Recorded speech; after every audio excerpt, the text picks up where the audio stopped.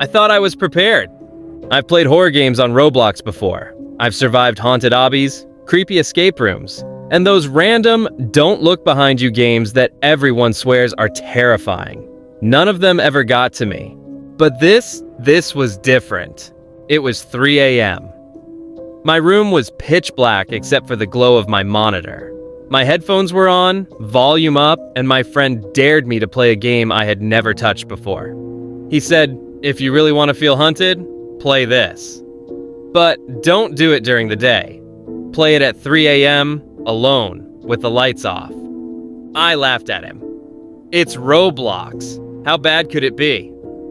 The game loaded in, and there was no cheerful music, no UI, no instructions. Just the sound of rain against windows and the soft rumble of distant thunder. I took a step forward, and the wooden floor creaked. That was the first moment I felt a chill down my spine. I walked into the hallway, flashlight flickering in my hand, and that's when I saw it. The game's title appeared faintly in the corner of the screen. Alone in a Dark House. The name couldn't be more accurate. Within 10 minutes, I went from laughing at my friend's warning to seriously considering logging off.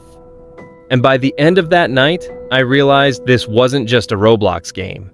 This was a psychological trap, and it hunted me in ways I didn't think Roblox could. Here's how it all went down. The first thing I noticed about Alone in a Dark House was how quiet it was.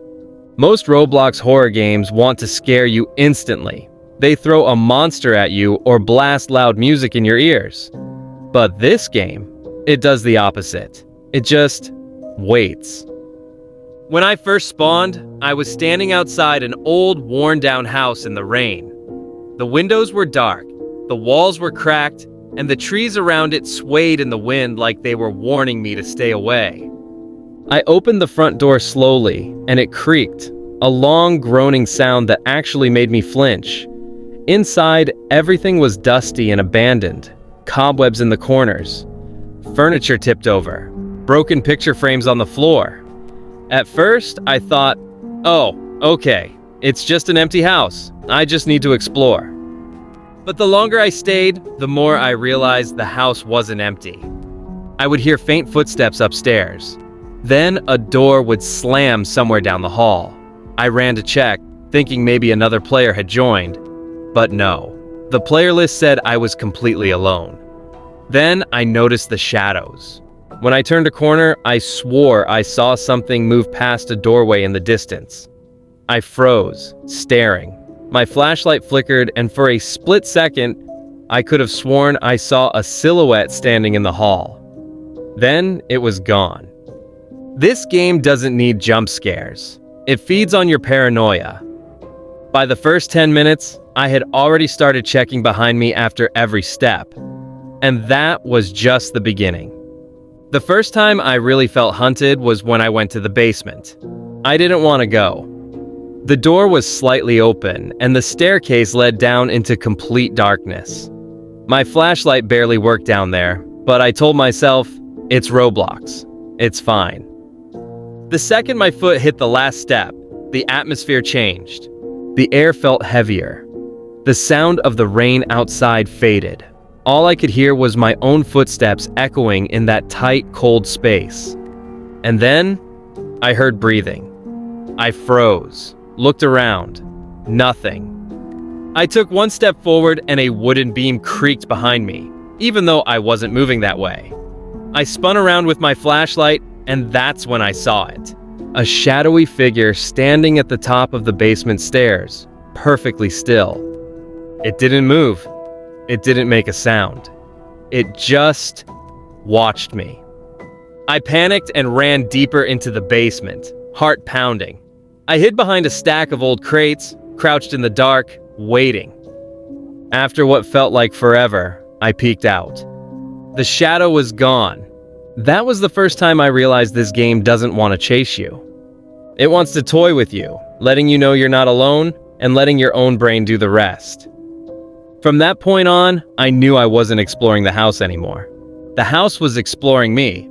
After the basement incident, I tried to convince myself it was just a visual glitch or my imagination. But alone in a dark house doesn't let you relax. I decided to explore the upstairs, thinking maybe I could find clues or just finish the game faster. Every step I took up those creaky wooden stairs felt heavier. My flashlight flickered on the landing, and the walls seemed to close in on me. When I walked into the master bedroom, that's when things got weird. The room was mostly empty, just a dusty bed frame, broken wardrobe, and shattered mirror leaning against the wall. I approached the mirror out of curiosity, and for a split second, I thought I saw someone standing behind me. I spun around. Nothing. Then the game chat flickered for the first time since the intro. A single message appeared. "You don't belong here." I froze. Checked the player list. Still just me. That's when the sound started. A door slamming somewhere down the hall. Footsteps circling the room I was in. Soft, almost mocking laughter in the distance. I ran into the hallway, only to see a door that had been closed before was now wide open. The house wasn't just reacting to me, it was messing with me. The game wasn't trying to kill me. It was trying to convince me I was losing my mind. By nightfall in the game, I realized the scariest thing wasn't the shadow figure anymore. It was the thought that this house knew me. Every creak, every flicker, every echo felt like the game was whispering, "You're exactly where we want you." By the time I reached the attic, I was mentally done. The stairs leading up were narrow, and the higher I climbed, the more my flashlight started to fail. I could barely see 3 feet in front of me. My hands were actually sweaty on the keyboard. When I finally got to the attic, the air was thick and dusty. Old furniture was covered in sheets, and cobwebs hung from the ceiling like curtains. Then I heard it. A slow, deliberate knock on the floor beneath me. Once, twice, then silence. I stood completely still, heart pounding. My brain was screaming at me to leave, but my curiosity forced me to stay. I took a step forward, and the knocking followed, directly under my feet, as if something in the house knew exactly where I was. Then, without warning, my flashlight died. I was standing in complete darkness. No sound except my own breathing. And then, the whispering started. It wasn't one voice. It was like multiple voices, overlapping. Too quiet to understand, but loud enough to feel like they were inside my head. I panicked, spun my mouse in every direction. For a split second, I caught a face in the corner of the room. White, empty eyes staring at me, before it vanished. That was my breaking point. I sprinted down the attic stairs, not caring if I fell. Every hallway now felt alive with footsteps and whispers chasing me. I ran for the front door, and I swear I heard laughter behind me as I clicked "Leave game." I sat in silence for a full minute, just breathing, trying to calm my heart. For the first time, a Roblox game made me feel like I had been hunted in real life. After that night, I started digging into Alone in a Dark House because I needed to understand why it felt so different from other Roblox horror games. And the dark truth is, this game doesn't want to be a game. It wants to be a psychological experiment. Unlike typical Roblox horror maps that throw monsters at you, this one feeds on your imagination. It knows that the idea of being hunted is scarier than anything it could show you. The real monster is your own paranoia. And if you play at 3 a.m. in the dark with headphones on, it feels like the game is reaching through the screen into your own room.